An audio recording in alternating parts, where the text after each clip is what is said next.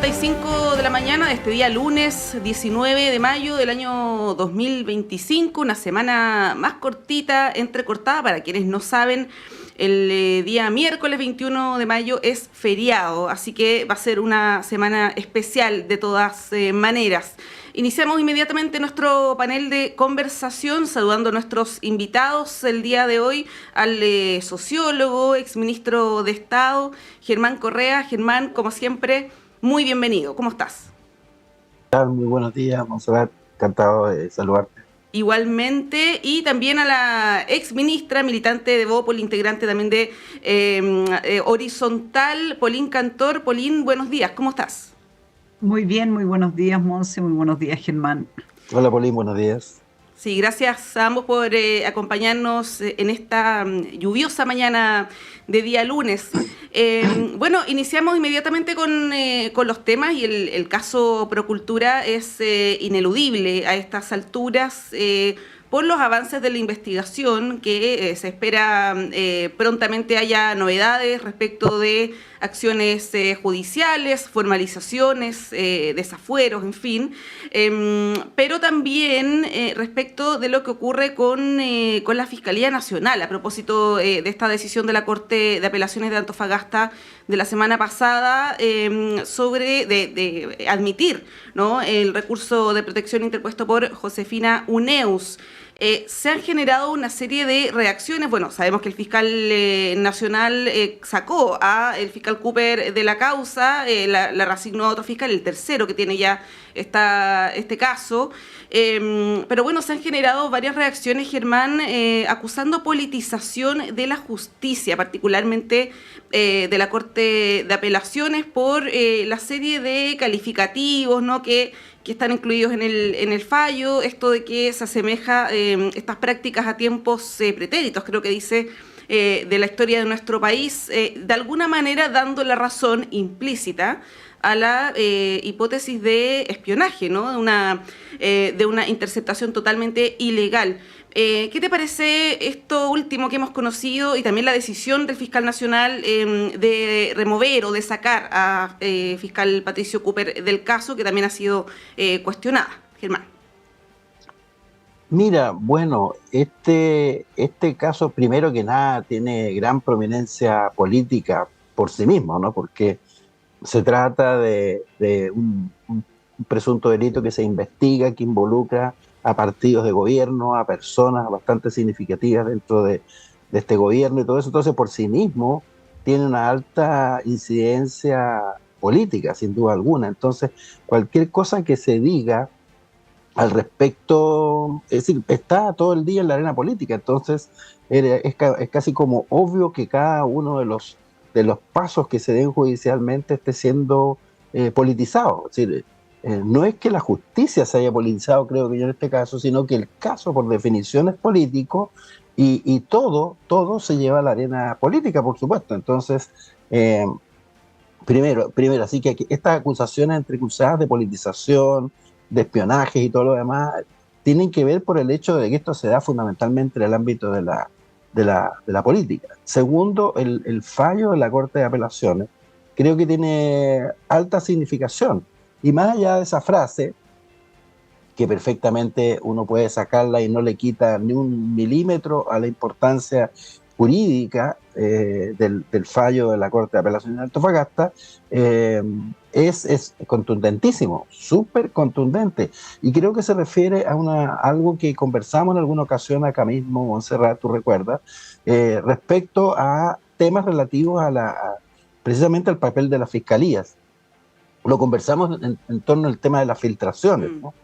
Que obviamente es algo gravísimo, es decir, que no puede haber filtraciones de ninguna especie en ningún caso, no sino que cualquier caso que trata la justicia, porque si no se vulneran otros derechos. Y en este caso, en particular, el fallo es súper contundente con respecto a las escuchas, ¿no? A las escuchas, a los teléfonos, intercepción de llamadas telefónicas y todo eso, porque hay una cosa súper clara. Yo no soy abogado, pero es de sentido común, pero también jurídico, que si en el proceso de una escucha para investigar un determinado presunto delito surge algún tema, ¿no?, que pudiese ser también delictivo, pero que no se relaciona con el origen de la escucha, no puede ser utilizada esa información casualmente recogida para abrir un proceso judicial sobre otro delito. A mí me parece obvio, es decir, ahí eso te alerta obviamente a la policía y a los jueces para abrir otra investigación que sin siquiera hacer uso de aquello que se recogió en la interceptación para otra causa, tú has hecho.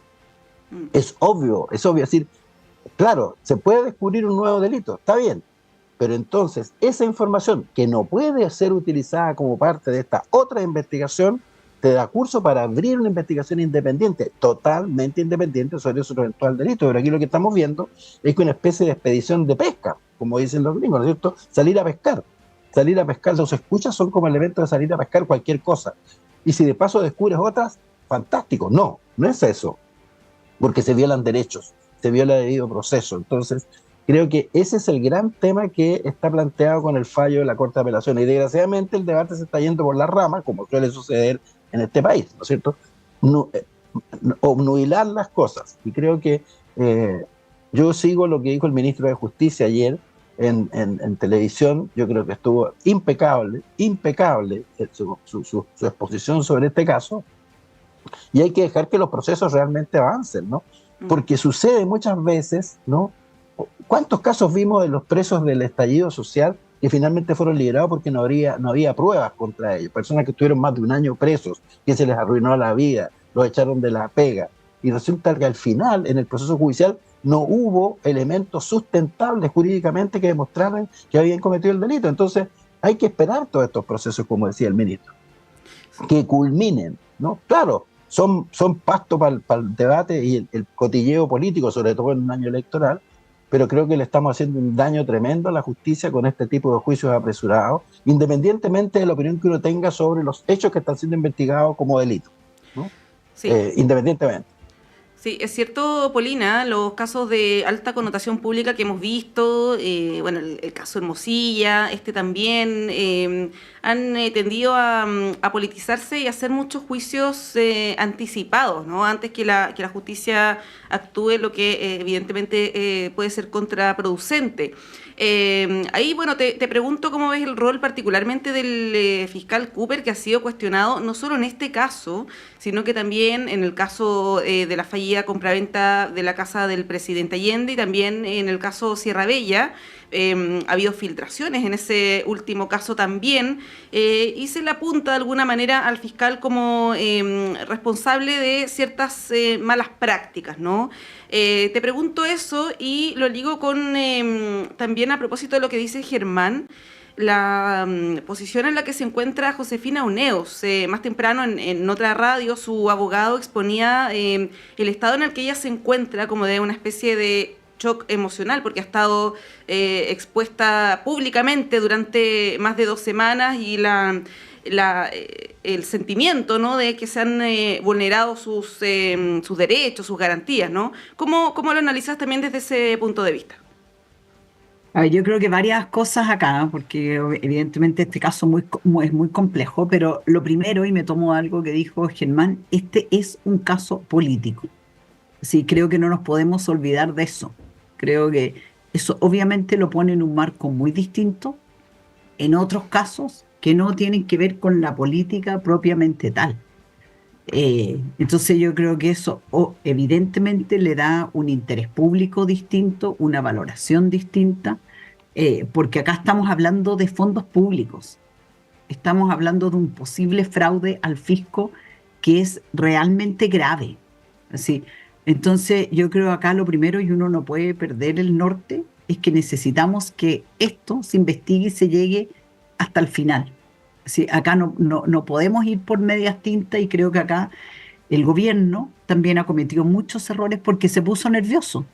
Evidentemente, cuando tú ves que te van a pillar, que hiciste, que tienes funcionarios tuyos que no actuaron de buena fe, que no actuaron como deberían actuar éticamente, creo que eso los hizo cometer una serie de errores con respecto a declaraciones que se han ido dando todo este último tiempo con respecto, digamos, a este caso, desde los que conocían, ¿cierto?, Alberto Larraín, que lo negaron, después resultó que sí eran cercanos. Entonces yo creo que acá hay un error inicial del gobierno, producto de este nerviosismo, de verse envuelto en un caso que ven que lo van cercando.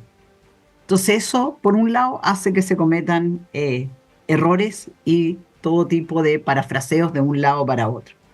Después creo que la justicia tiene, cierto, todas las herramientas que tiene en términos legales, que tiene que poder usar, cierto, para investigar.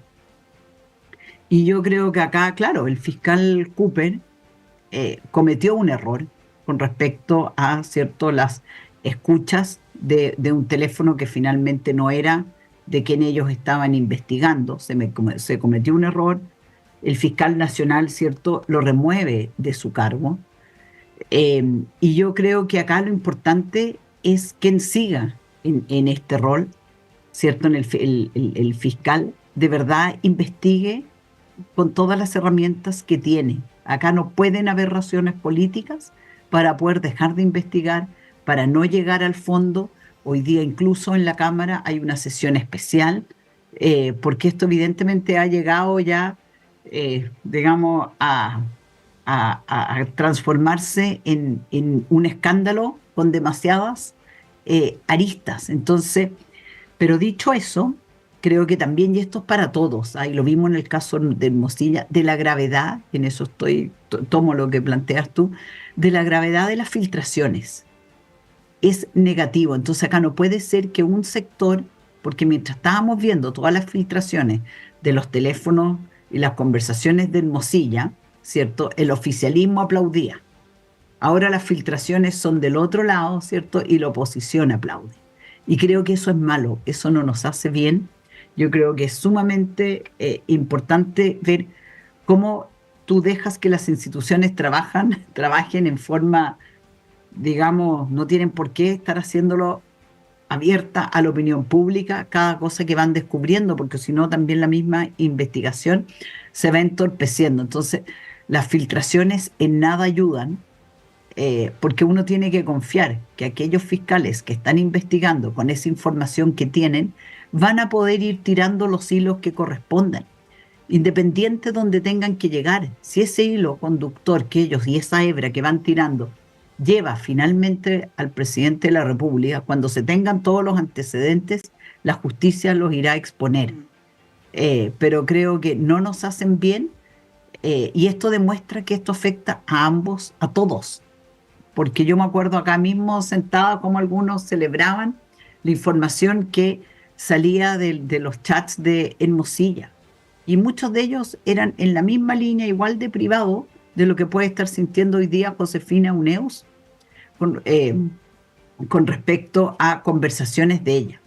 Entonces creo que ahí hay una delgada línea que tú dices, qué es lo que corresponde legalmente o no, dónde están esas ilegalidades, y por otro lado tiene que ver cuál es el interés público. Y ese es el mayor problema, porque evidentemente muchas de las cosas que se levantan de conversaciones privadas pueden ser de interés público, pero no necesariamente la opinión pública tiene derecho a saberla porque fueron dentro de conversaciones privadas. Yo creo que en eso uno no puede perder esa línea, porque si no el día de mañana todos estamos expuestos a que cualquier conversación se pueda convertir en un tema público.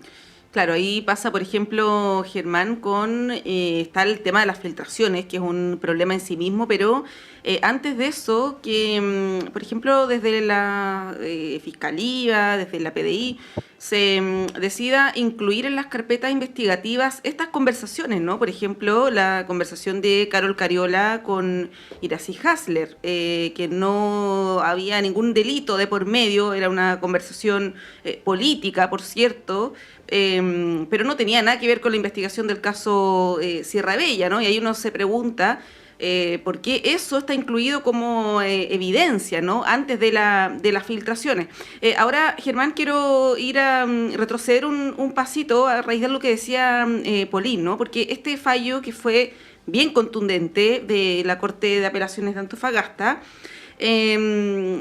ha sido cuestionado ahora particularmente por la oposición, pero también a raíz de las declaraciones previas que hubo desde el oficialismo, particularmente del Frente Amplio, de un grupo de parlamentarios que busca destituir también al fiscal Cooper. Y ahí te pregunto cuánto enloda este fallo las declaraciones previas que hubo, ¿no? Porque, como dice Pauline, es evidente que hay una relación entre el Frente Amplio con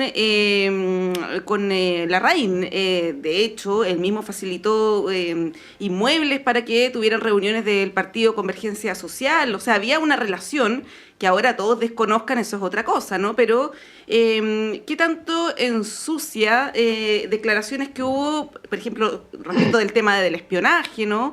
Previo a este fallo del día viernes? Bueno, primero decir que, como coincido con Pauline, que creo que este es uno de los casos más graves de corrupción que hemos visto en los últimos 30 o 40 años, de verdad. Si uno empieza a recordar hitos, esto es uno de los más graves, ¿no? Porque se trata de un caso de defraudación masiva al fisco, ¿no? Y uno de los temas que la Fiscalía tiene que investigar, ¿no es cierto?, es si detrás de todo esto hay una concertación, ¿no es cierto? Hay una especie de organización para defraudar. Eso es un asunto que la Fiscalía como tal, porque son casos que se extienden a lo largo del territorio nacional, ¿no? Hay varias de las gobernaciones de distinto color político, incluso porque uno de los casos viene del gobierno anterior, ¿no? Y el resto están en el ámbito de este gobierno, en la duración de este gobierno. No es que el gobierno mismo como tal esté involucrado, pero es en el espacio de este gobierno que se hicieron esas transferencias masivas. Entonces, este es uno de los casos más graves que, por lo mismo, uno espera y exigiría verdadera justicia, porque si no, la situación del país está mucho peor de lo que uno cree que está. Entonces, primero eso. Segundo, creo que aquí hay que establecer un perfeccionamiento de toda la normativa existente que resguarde los derechos de todas las personas, sin duda alguna, y las filtraciones son un gravísimo tema, ¿no? Y además, ¿con qué criterio se realiza la información que finalmente va a los informes que la policía a su vez traspasa a los jueces que están viendo la causa? Porque yo coincido con lo que decía Montserrat en cuanto a qué sentido tenía publicar el pelambre político entre Carol Cariola y Hasler. ¿Qué sentido tenía? Era un pelambre político, era un juicio, como muchos que uno en la informalidad de una conversación dice y emite, ¿no? Que hay que decir, podrían de repente juzgar hasta de intento de asesinato. Cuando uno escucha a este tipo, yo lo mataría, qué sé yo. En el calor de una conversación tú puedes decir eso, ¿no? Y eso se puede usar en tu contra para acusarte de intento de homicidio de una persona. No, es ridículo, es absurdo. Entonces, ¿con qué criterio se está haciendo esto, no es cierto? Entonces, hay mucho paño que cortar en esta materia para que exista realmente un debido proceso. Segundo, para que efectivamente se resguarde el derecho de todas las personas, ¿no? Y tercero, que las investigaciones al final den fruto, porque todo este tremendo ruido, al final puede suceder, ¿no? Que haya personas que simplemente no se logre comprobar judicialmente aquello que se les imputa. Además, basta con que uno lea las distintas cosas y se da cuenta que hay casos y casos, que no todos los casos donde hay estas transferencias masivas de fondos son iguales y son parte de la misma cadena. Entonces, eso es lo que la justicia tiene que develar. Y eso es lo que a uno le va a dar tranquilidad en definitiva cuando vea una investigación acuciosa, realmente detallada y que finalmente termina estableciendo las responsabilidades jurídicas que tengan, legales, las personas, y sean sancionadas aquellos que se prueben que cometieron delito. Ahora, es cierto lo que dice Pauline también. Aquí había muchísimos errores por parte de distintos personeros de gobierno, por parte de los propios partidos involucrados, ¿no es cierto? En estos casos hay que guardar la calma, y junto cuando se dice la famosa frase que las instituciones funcionen, también quédate callado, digamos, porque las instituciones funcionen de verdad. No trates de influir en un sentido y el otro, y no porque te afecta a ti o afecta al otro. Es decir, tratemos de mantener a la justicia lo más aparte posible de la guerrilla política cotidiana en todos los casos, para que realmente obtengamos algún resultado satisfactorio desde el punto de vista de lo que uno espera, que se haga justicia. Sí, Monse. difícil eso en año electoral, ¿ah? Polín. Sí, no, quería agregar nomás algo que yo creo que acá es fundamental poder llegar al final y ver cuál es este mecanismo que se armó.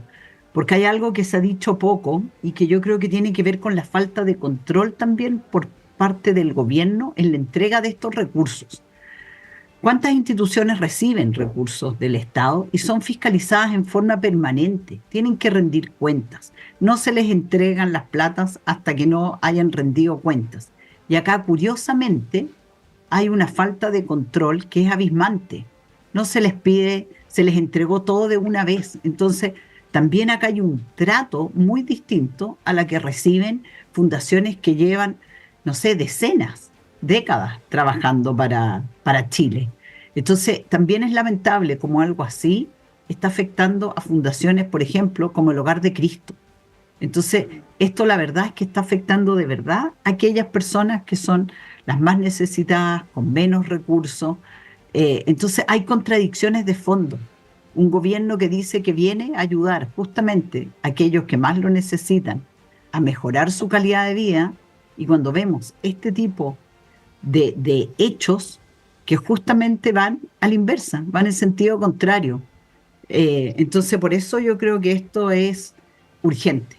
Yo creo que acá y esperamos que las instituciones y que el Poder Judicial pueda de verdad abocarse con todo digamos, con toda su energía a buscar los antecedentes, a seguir los hilos conductores y poder llegar al final de esto, porque yo creo que los chilenos merecen y merecemos una explicación importante, porque esto además se distingue de otros casos que han habido, que tienen que ver más bien con el mal manejo de fondos privados, pero estos son platas públicas y por lo tanto hay una gravedad que es mucho mayor.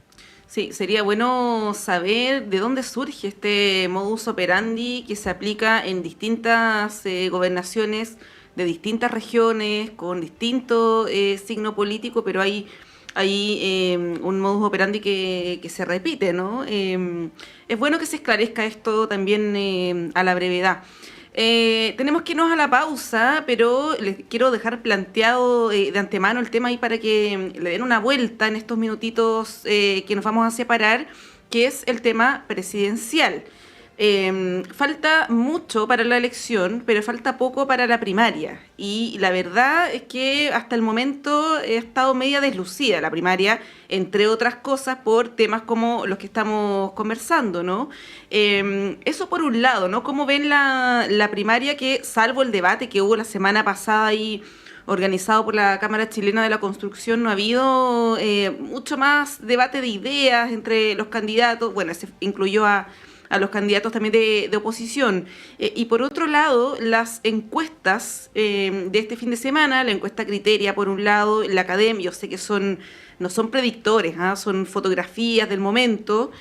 En el caso de la Academia, Kast con Matei igualando en 17 puntos, y en el caso de la Criteria también hay Kast tomando un vuelo importante y Toá se consolida en el tercer lugar, ¿no? Les quiero proponer que analicemos ese escenario a la vuelta de la pausa, cuando son las 8:59, nos separamos un par de minutos y estamos de regreso en breve.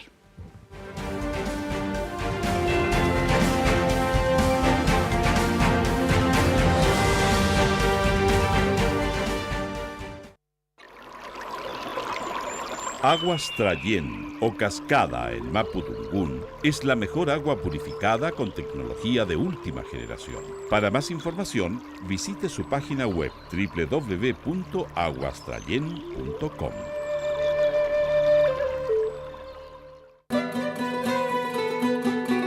Radio Universidad de Chile, 102.5 en la banda de frecuencia modulada, te invita a escuchar Caleidoscopio de la Salud, del Departamento de Enfermería de la Universidad de Chile, un programa que respeta la autonomía y apoya la decisión informada de las personas frente al cuidado de su salud y la de otros. 110 años a la vanguardia de los ciudadanos en la salud del país. Caleidoscopio de la Salud, todos los sábados a las 12 horas.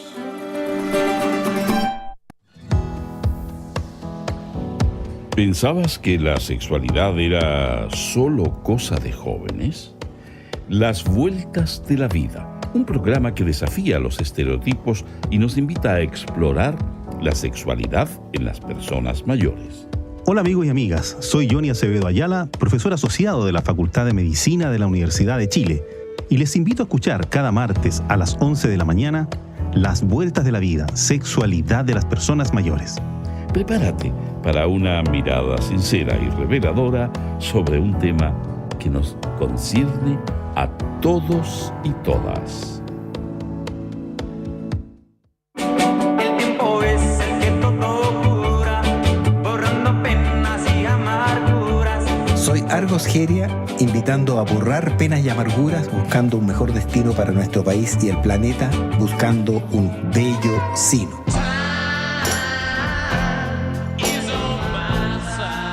Es una invitación a ser dueños de nuestro futuro, entendiendo el presente con una ayudita de la ciencia, el arte, los lugares y su gente, al ritmo de la música de todo tiempo, lugar y estilo. Y nos dieron las 10 y las 11. Bello Sino, domingo a las 10 de la mañana en Radio Universidad de Chile, la radio que reflexiona como usted.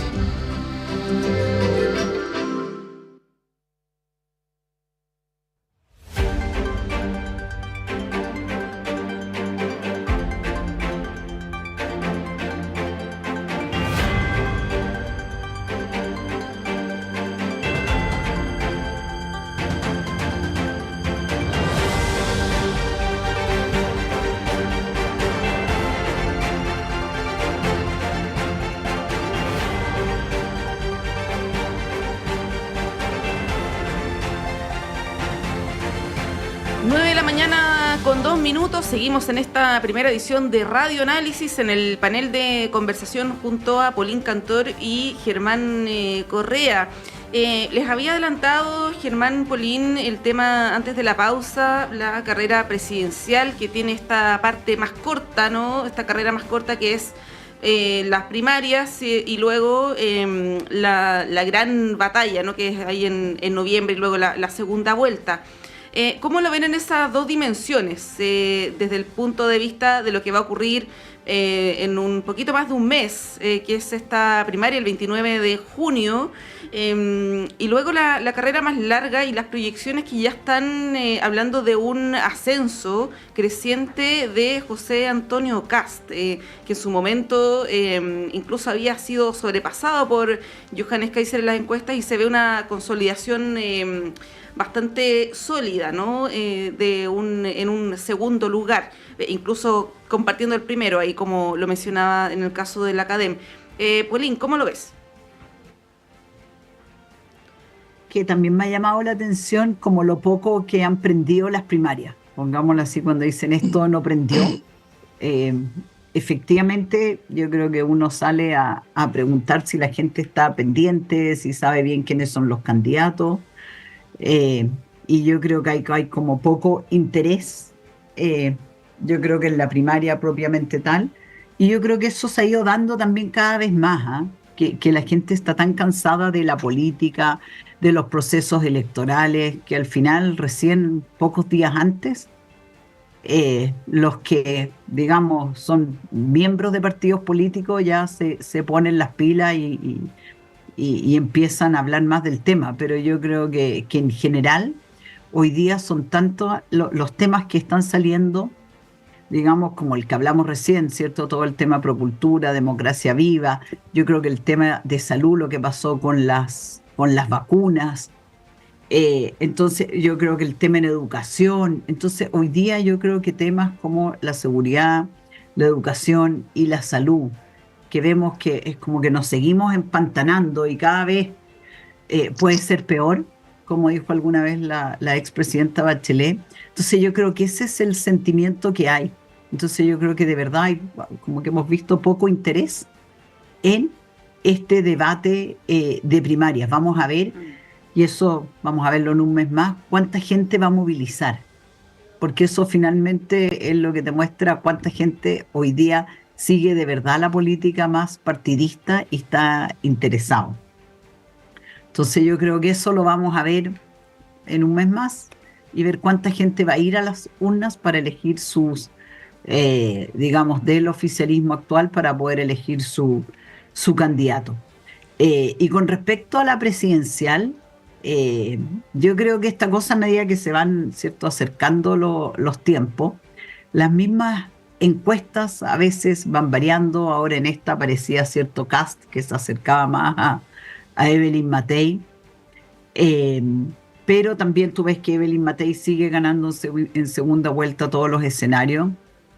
Yo en ese sentido, digamos, siendo apoyando full a Evelyn Matei, estoy tranquila porque creo que su liderazgo, su experiencia, creo que eso es lo que va a ir primando, su sensatez para ir, que tiene. Yo creo que Evelyn Matei tiene una cosa que le ayuda mucho, que cuando hay que ser firme, es muy firme para tomar decisiones, independiente incluso a veces de lo que piensa su propio sector, como vimos todo lo que ella, digamos, mientras fue ministra del Trabajo, con las leyes, ¿cierto?, que promovió, y al mismo tiempo se puede sentar en una mesa a negociar, a dialogar, como vimos con todo el tema de pensiones. Así que en ese sentido, yo creo que nosotros en Chile estamos tranquilos. Yo creo que eso no significa que uno se tenga que quedar dormido, porque son señales que hay que leer, pero yo creo que hay que ir viendo cómo, digamos, las encuestas se van a ir desarrollando, pero no son la Biblia. Eso es lo que quiero decir, que uno, y Germán acá me mira y dice, como que se ríe y dice, sí, acá hay una cosa como que se tiende a sobrevalorar mucho las encuestas y que las encuestas son los que lo definen todo. Y yo creo que hoy día hay muchos otros factores, y los chilenos al momento de votar, ¿cierto?, están ahí, toman en cuenta cuáles son las cosas que más valoran en una persona y entregan su voto. Y en eso yo creo que nosotros estamos confiados que Evelyn Matei va a obtener esas mayorías. Sí, ahí Germán, bueno, las dos dimensiones también que planteaba, pero agrego a propósito de Matei, de lo que dice Pauline, que de repente uno observa, y esta es una percepción que ustedes podrán o no compartir, que Matei muchas veces tiende a hacer propuestas que cuesta diferenciarlas de las propuestas, por ejemplo, de un José Antonio Kast. Y voy a dar un ejemplo más reciente de este fin de semana. En actividades en el norte, Evelyn Matei dice que promete que va a sellar la frontera. Habla también de expulsiones masivas. Y ahí, bueno, uno se pregunta si fuera tan sencillo el tema de cómo gestionar la frontera, probablemente lo habría hecho este gobierno o el anterior, ¿no? Si el tema migratorio viene de hace tiempo. Y ahí, claro, está la pregunta entre Matei y Kast. Si quizás le están hablando al mismo electorado, ¿no? ¿Cómo lo ves ahí, Germán? Mira, bueno, primero, yo no le voy a hacer propaganda a ningún candidato como lo hizo Pauline, porque no he definido todavía mis preferencias. Y segundo, porque desde el punto de vista del análisis, digamos, creo que, bueno, el que esté la cosa fome no me extraña en absoluto, digamos, porque es una decisión demasiado lejana para la gente, ¿no? Habiendo participado en alguna campaña, en la de otros y en algunas mías, estando a 6 meses de una decisión, la gente simplemente no es tema, ¿no? Porque hay muchísimos otros temas, como decía Pauline, que sí son de la diaria preocupación de la gente, porque desde luego el tema de la seguridad, ¿no?, de salud, de educación, son temas de la cotidianidad, son temas con los cuales la gente está lidiando día a día, y por lo tanto esas son sus preocupaciones. O si uno tiene que tener que ver algo con el Estado, como yo mismo he tenido que ver, que ir a sacar un certificado, que cualquier cosa, es horrible, es un suplicio, es terrible, realmente. Cualquier contacto con el Estado, hoy día, o sector público, es tremendo, y la gente que está en el gobierno no se da cuenta Claro, porque uno no hace ese tipo de trámite cuando está en esos cargos, se los hacen.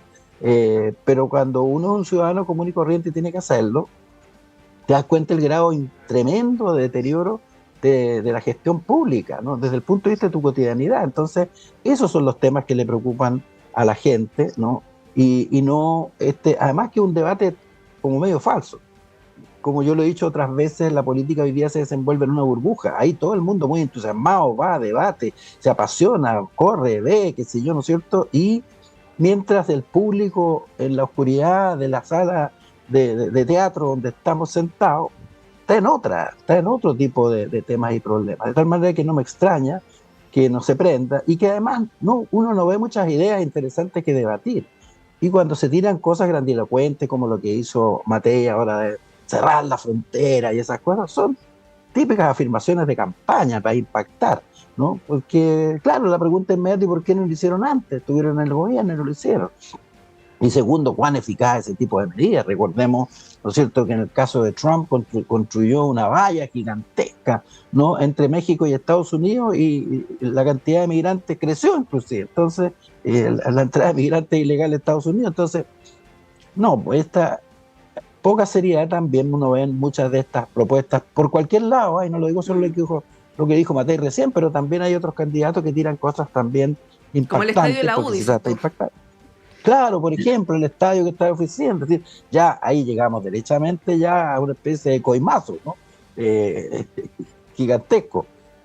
No, llegamos a cosas ridículas, absurdas e inmorales además, con propuestas. Entonces, no, degradación por todos lados uno ve. Lo que uno esperaría es que ojalá en algún momento uno pueda tener a la vista un programático serio, ¿no? No un programa de gobierno para incautar gente desprevenida, sino que programa serio. El país tiene demasiados problemas y demasiado complejos como para que estemos jugando con programas y ofertones, ¿no? Y uno esperaría que alguna seriedad hubiera en esto de las propuestas que se hagan, y ojalá ver una propuesta seria, coherente, que uno pudiera analizar, costear, etcétera. Eso no lo veo por ninguna parte, entre paréntesis, ¿no? En esta etapa que, claro, todavía es un poco temprana. Estamos recién en un escenario de primarias en el mes de junio, que queda harto rato todavía, y una presidencial más lejos todavía. Entonces, mucho ruido y poquísimas nueces. Así es. Bueno, quiero aprovechar, Pauline y Germán, sobre todo la presencia de Pauline, para preguntarle sobre un tema que está ahí medio en desarrollo, y que es muy relevante, ¿eh? No porque se trate de un medio de comunicación, sino que nos lleva a otras discusiones también más de fondo, que es la situación de TVN. Y bueno, Pauline forma parte del directorio también de Televisión Nacional, que ha tenido ahí algunas controversias las últimas semanas. Quería partir preguntándote, Pauline, si nos puedes actualizar respecto de la situación, cómo se proyecta también, y si tienes una opinión también formada respecto de aquello. A ver, acá voy a tener que ser muy generalista, porque siendo miembro del directorio, nosotros también tenemos un compromiso, ¿cierto?, de que los temas que se conversan en el directorio y que hablamos son parte del directorio, no los podemos estar haciendo público. Pero sí me tomo acá de una declaración que hicimos como directorio, ¿cierto?, que sí fue pública, ¿cierto?, en la cuenta pública que tuvimos frente al Senado, donde fuimos muy claros en manifestar que nosotros no íbamos a pedirle al gobierno más recursos. Porque efectivamente cuando tú ves, digamos, los números del canal, ¿cierto?, ves que el canal está quebrado. Así, tú ves que con pérdidas que se tuvieron sobre 15.000 millones, se empieza a ser insostenible. Y yo creo que acá la gran conversación, que no es una conversación, digamos, solo al interior de TVN, sino que es una conversación en primera instancia que tiene que tener el gobierno y luego también el Parlamento, es qué tipo de modelo de televisión pública nosotros queremos tener como chilenos.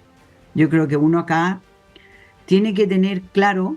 Es como, mira, para dar un ejemplo, es como si nosotros ahora quisiéramos seguir manteniendo sistemas de teléfonos fijos. y peleando para que todos en Chile tengan un teléfono fijo.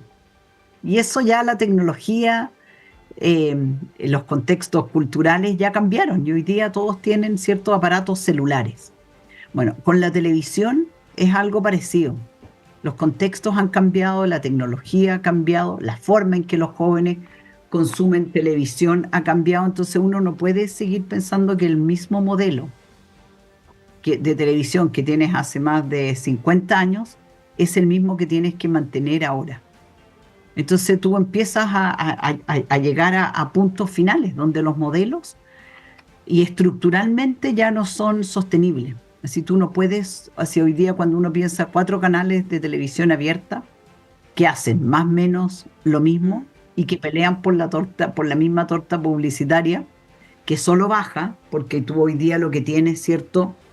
Es la inversión en medios digitales y en redes sociales es la que va creciendo. Por lo tanto, tú tienes que cuestionarte. Tienes que en el fondo decir esto, ¿cómo tenemos que resolverlo? ¿Cuáles son los cambios estructurales que se requieren?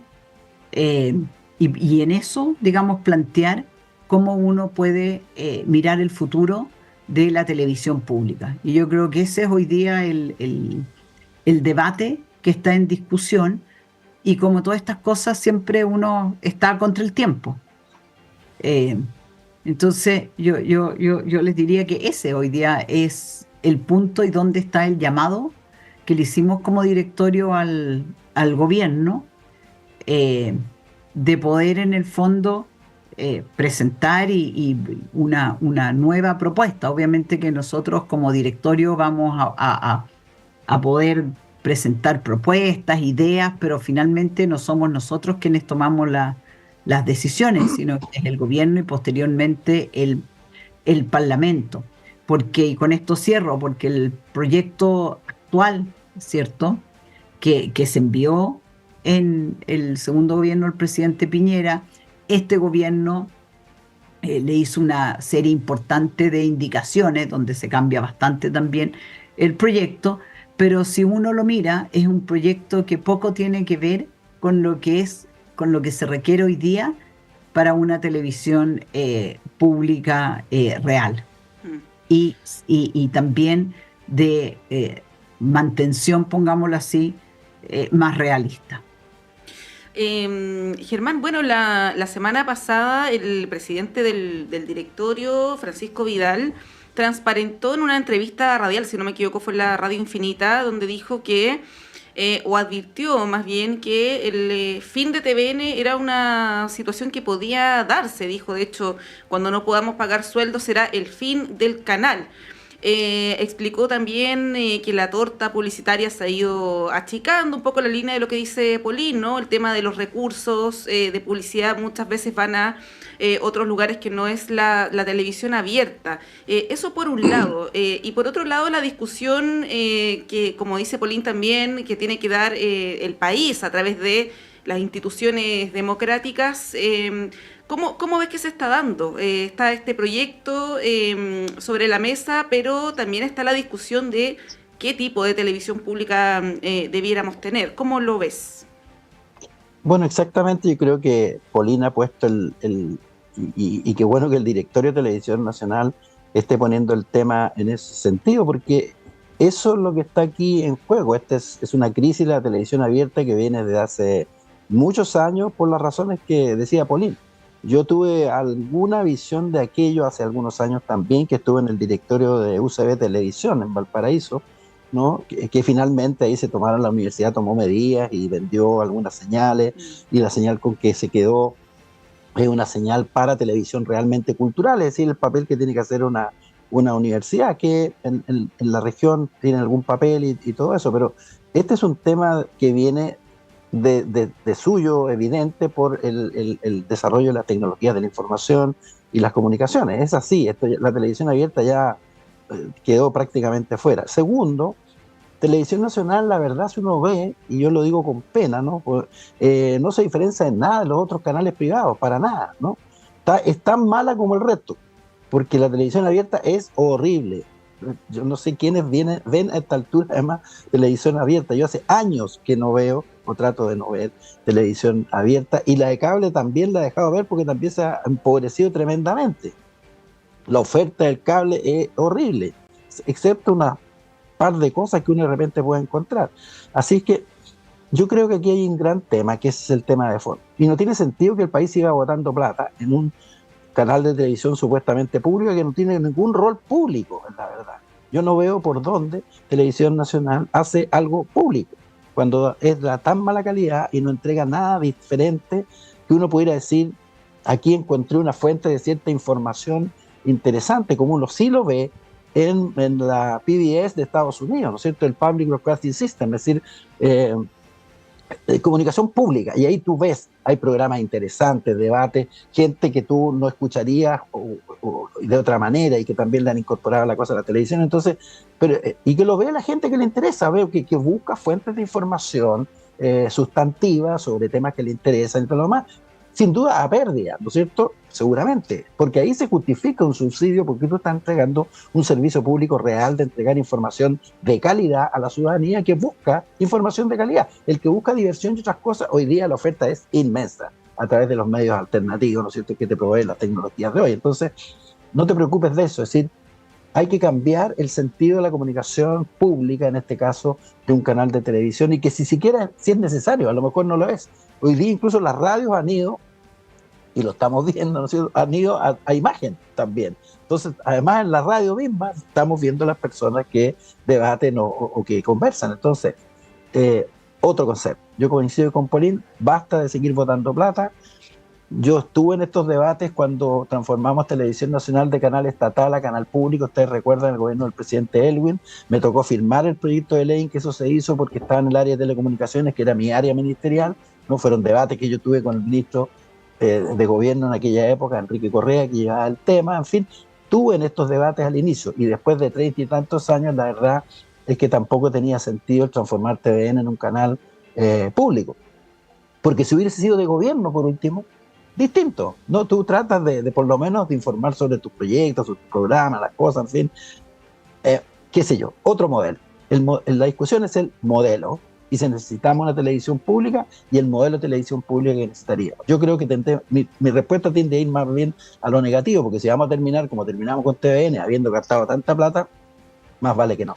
Sí, es terrible lo que acabo de decir, no creí que nunca lo iba a decir, pero es así.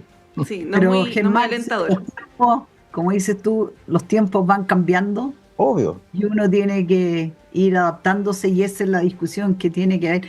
Y evidentemente es muy difícil hacer, digamos, contenidos públicos cuando tu ley lo que dice es que tú tienes que competir en el mercado por tu ingreso. Entonces, al final, y por el rating. ¿Y qué es lo que le gusta ver a la gente? Le gusta ver sangre, le gusta ver farándula, y son cosas que eso va en contra de lo que son de lo que es una misión pública y los lineamientos de entregar un servicio a la comunidad.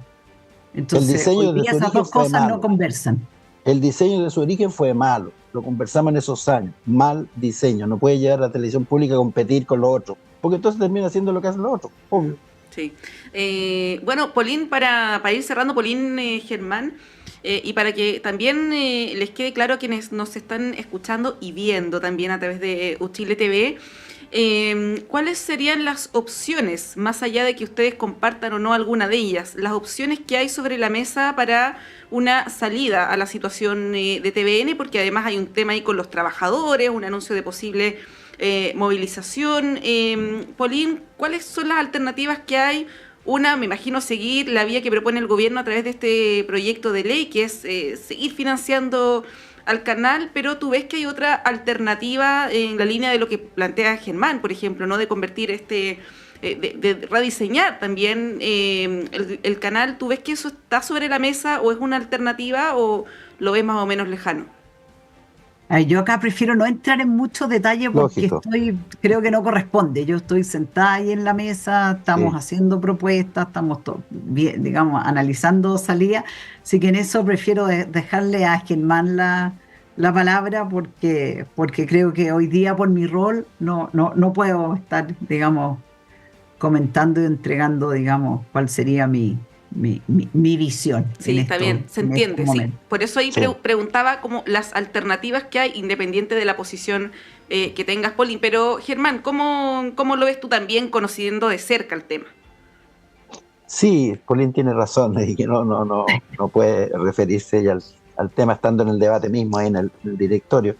Mira, aquí hay que analizar el tema de las comunicaciones desde el punto de vista público, que es lo que hoy día uno requeriría desde el punto de vista del interés público en cuanto a un medio de comunicación como es la televisión, y ver desde esa perspectiva cuánto puede ayudar.